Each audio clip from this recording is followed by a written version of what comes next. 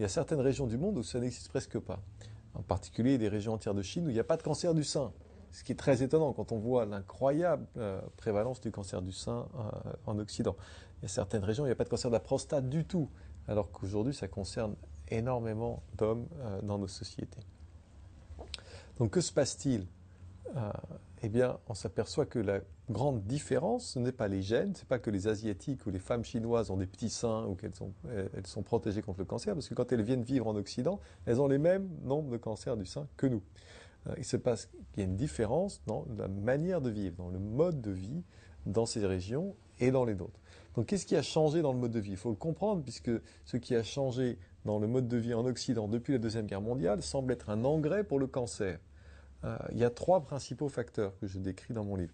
Le premier, c'est l'augmentation considérable de la consommation de sucre et de farine blanche raffinée, qui n'existait presque pas avant la Deuxième Guerre mondiale. Aujourd'hui, on est en France, au 19e siècle, on consommait à peu près 5 kilos de sucre raffiné par personne et par an. Aujourd'hui, en France, on est à 35, aux États-Unis, on est à 70, et en France, on est en train de rattraper les Américains. Donc bientôt, on sera nous aussi à 70. Le corps ne peut pas gérer 35 kilos de sucre raffiné par an. Il n'est pas fait pour ça. La génétique humaine est faite pour gérer. Le moment où nos gènes sont constitués, il n'y avait que le miel comme sucre raffiné et c'était 2 kilos par personne et par an. Donc il y en avait très peu. 5, visiblement, c'était encore gérable. 35, ça n'allait pas. 70, certainement pas.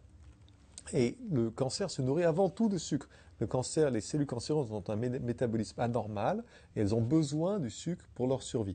Quand on pompe du sucre en permanence dans l'organisme, on alimente directement la croissance des cellules cancéreuses. En plus de ça, le sucre crée de l'inflammation dans le corps et le cancer a besoin de l'inflammation non seulement pour grandir, se multiplier, mais pour envahir les tissus avoisinants et se répandre dans l'organisme. Il a besoin de cette inflammation qui est alimentée directement par le sucre. Donc sucre, farine blanche, c'est-à-dire la baguette, malheureusement, c'est des choses très bonnes, c'est des choses qu'on aime, sinon il n'y aurait pas de problème. Mais la baguette, c'est du sucre blanc qui très très vite fait monter le taux de glucose dans le sang dès qu'on la mange.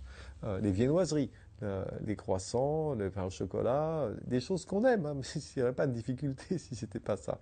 Mais qui n'existent presque pas dans certaines régions de Chine où on mange pas de pain, on mange pas de viennoiserie et on mange presque pas de sucre raffiné blanc.